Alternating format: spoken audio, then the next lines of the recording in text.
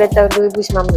Guna template, beli buku bil, beli buku receipt. Atas meja ada 2-3 tanda tangan untuk nama penuh. Kemudian bayar siapa yang bayar. Ada satu beg, maksudnya receipt semua dalam tu. Untuk transit, untuk transport, untuk tuition.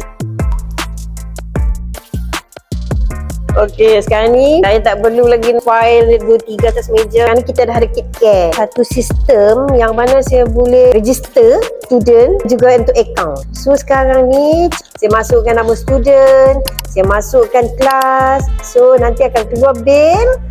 Sekarang kehidupanku sudah teratur.